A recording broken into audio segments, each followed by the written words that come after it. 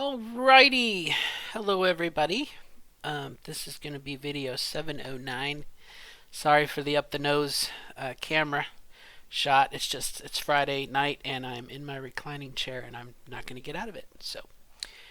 Um, but I wanted to make a video, and it's kind of going to tie into the channel. Excuse me, somewhat in a weird way, but it's somewhat about responsibility. And when I was I think I was a tenderfoot. Maybe I was a second class scout. I don't know. Long time ago. Um, anyway, when I was a Boy Scout, I was up for a board review at a rank, and I was asked a question about politics, which is kind of a weird question to ask a young kid. But it talked about, you know, and the idea was to get you thinking a little bit about the world around you. Okay. As a kid, you're kind of self centered on your own little world. And I think the point of the board review, the question, was to begin to get that little mind thinking about more than just what affects me, but what's around me. But anyway, here was the question. It talked about, should the U.S. intervene in a political situation? And I can't remember what countries was fighting at the time. It could have been, some Slavic country that you rarely hear of. It could have been the Falkland Islands. I mean, I really don't know. I can't remember. But, if you said no, kind of isolationist, the follow up to that was, well, do you think an adult or an older brother or sister has somewhat of a obligation if they see their little brother or sister in a fight, in a scuffle? Does the older brother or sister have jurisdiction, or I don't know if jurisdiction's the right word, but should they intervene? Should they separate the two children that are fighting and try and stop the fight? That kind of was the lead into it. And so, where this comes into today is I was reading someone's Facebook post, and they opened up a question about this election and whatnot, and um, uh, it's somewhat people started talking about, you know, how unfair it was that people were dumping on President Trump because he's such a wonderful person and he's done such a good job. And they were kind of like, I don't know. But as the discussion developed and people were very, fevered, it was a hot situation of, well, what do you mean? How can you say he's done such a good job? X, Y, and Z. Example one, example two, example three. And it kind of dovetails into the video that I saw the other day, when I made the other day, about um, you know, how someone could vote for President Trump if they cared about certain issues. And I used the example of the environment, which I admitted was somewhat of a weak issue. It's a small issue compared to some other things. Racial unjust, the criminal justice system, immigration, those kinds of things. And for someone to say, you know, um, they were okay with Trump's handling of those things, in order in order to vote for President Trump, you would have to be okay with certain things, like separating parents and children at the border and losing the parents. When the Justice Department went back and looked at the plan, President Trump's plan didn't have in the plan to reunite the children and the parents. The plan was to separate. I mean, there was no, okay, let's reunite them at some point. I mean, it was only there to separate. And so, in order to vote for President Trump, you would have to be okay with that idea of separating children from their parents. In the same way that you would have to be okay with racial injustice. And President Trump talking about remember after the church got shot up, and you had the people coming out of the forest with the tiki torches chanting Nazi, white supremacy chants. And the president said, no, there's nice people on both sides. So, you would have to be okay with him being a racist to vote for President Trump. I mean, why would you vote for someone who is that way? And so today, in today's little post, and how does it tie into the channel? You gotta, why am I talking about this? Well, because we're transgender. I'm transgender. You might be trans. And the president, for years and years and years, have been trying to take away our rights, and was successful in the Supreme Court. And, we can be, right now, for the moment, we can be denied our rights. I mean, we could be denied health care, okay, for the moment, because of President Trump. So, if you're trans or if you're an ally and you vote for Trump, then you must be okay with him taking away our rights. Okay. And the post on this Facebook feed said something like, well, just because I'm a Trump supporter doesn't mean I'm a racist. And I guess that's what I want to talk about. It was almost like, it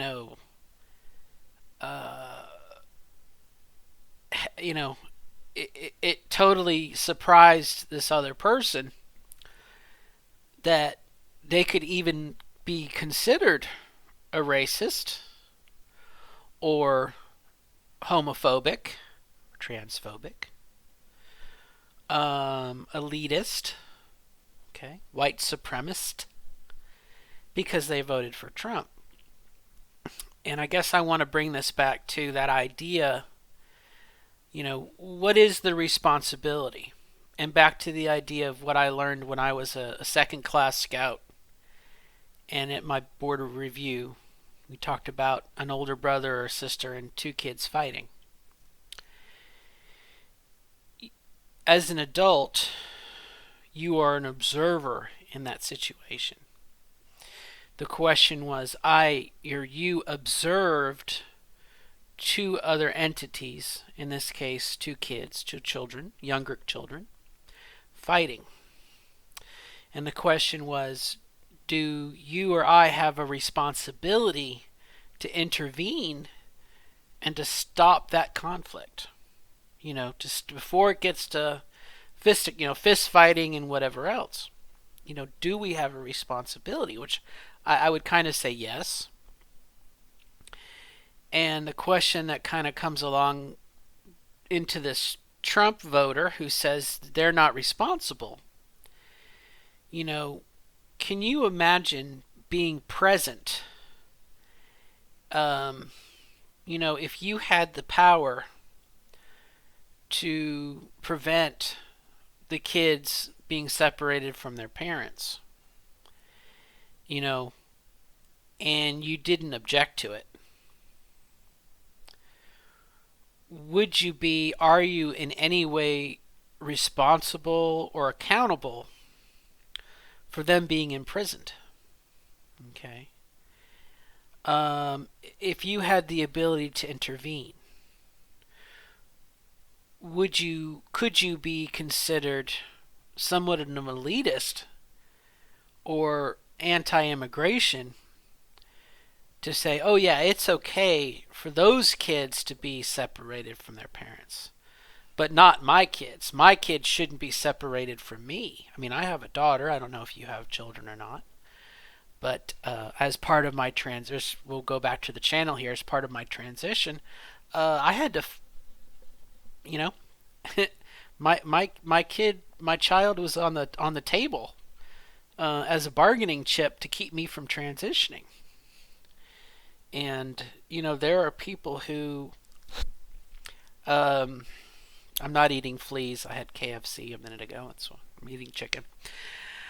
Um, you know, if you had the ability to intervene and to stop that travesty from happening, and you don't, and you're complacent because it's not your child, or it doesn't affect you, you know, I tend to think you are somewhat responsible, you know. Um, there's Nazi war criminals who, when they were brought to trial, and so and so was in charge of this internment camp, concentration camp. So and so was a guard or an officer, and they were brought up for their war crimes. Their excuse was, I was only following orders. They could have objected. They may have gotten shot, but they could have objected to it. And I know that's a bit of a different issue, but I guess to this person who was like throwing their hands up in the air and said, "Oh no, just because I voted for Trump doesn't mean I'm a racist." I kind of have to disagree. And I guess the only fallback to that is ignorance. If they don't know what he did, if they don't know what he did, sorry, I'm repeating myself, and maybe all they know is from the president's Fox News, something that's been whitewashed and revised to make him look better. I can kind of see it. But as a rational adult, um, you know, I don't think we choose our candidates lightly. I think we have some sort of reason behind it. And, much like, again, us being an older sibling stopping those children from fighting or intervening, you know, change the situation a little bit. You're on a corner and you see a man throw a woman up against the wall to rape her, and you're an observer, and you do nothing. You just sit there because it's not you. Do you have an obligation to intervene? To make some noise. Hey, get off of her. Da da da da da da da da da da da. Okay, I think you do. Okay, and if you witness that person rape a woman and you do nothing to stop it, I think I wouldn't exactly say, well, you're a rapist then, but I think somewhat you're an accomplice because you're not going to say anything. You're not going to do anything. So back to this woman, Facebook, who is like, no, I'm not a racist. Well, if your leader, who you're supporting and voting for, does racist things and is consistently racist, and you have the option for someone else who's not a racist, if you support that person, then you are supporting racism. I mean, that's just, it was almost like, it was the first time she had been challenged. Maybe it was the first time she'd been challenged. I don't know. But hang on just a minute. I'm going to pause the video. All right. Thank you. Anyway, I think I've driven poorly to this point, but um, whether it be racism or immigration or bullying or crime, if we stand, and especially in the realm of trans rights, we want our allies to speak for us. We want our allies to support us, right? We want, you know, again, for someone to just sit there and do nothing. Um, the saying is when good men do nothing and evil wins, and you know, I think that applies somewhat. I think that applies somewhat. I thought I had another point, but I may have forgotten it, which you'll forgive me if I do. Um, but anyway, I had that in the back of my mind all day. I was thinking about it. You know, you can't. Oh, that's what I was gonna say. That's what I was gonna say. The other video I talked about there being racists, non-racists, and anti-racists. And my opinion is that the bulk of people in the United States are non-racists. Um, but there's definitely a pocket that are racists. And if the racists do their racist stuff and the non-racists just sit there, then the racists are going to do their stuff, and that's wrong. We have to become anti-racists. And I think in the years to come, this is going to be... 2020 has been quite a year to begin with. But I think we're going to see some waves. It's a possibility for some social change here. We can better ourselves and better our situation. We have that possibility. And again, you could say, well, what the hell does this have to do with the channel? It's because we're a minority that has been discriminated against by the Trump administration.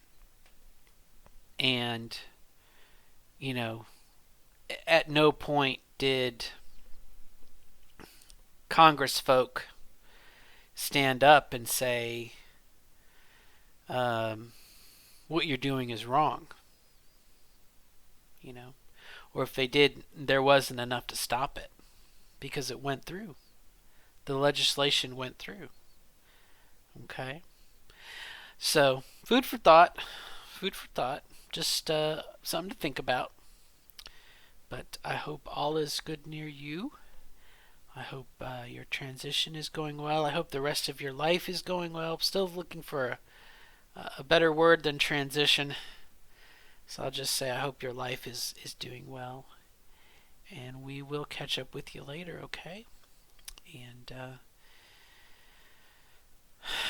my hope is this will be over in a week. And the more and more that President Biden gets a lead, the margins get to be bigger and bigger. At some point, we can have a recount of a state, and all that's going to do is just confirm that Trump lost, And so we just have to be patient and not be bullied by Trump, which is all he's ever done, right? All he's ever done. He's full of bluster, and he's a bully. I mean, he's a toddler. He's a spoiled brat.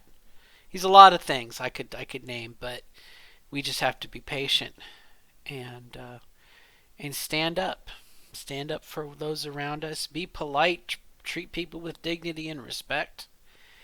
And I think again going forward, I think there's going to be some changes, um, especially with a such a diverse. Kamala Harris is diverse. Things are changing. Things are gonna. That was part of what was so weird about Trump when he became president, and they took down all of the stuff on the White House website about transgender and LGBT. The cat was out of the bag. You can't put the genie back in the bottle once it's out. And so, again, just hold in there. Hold on. All right, my friends. Till next time. Bye bye. Good luck.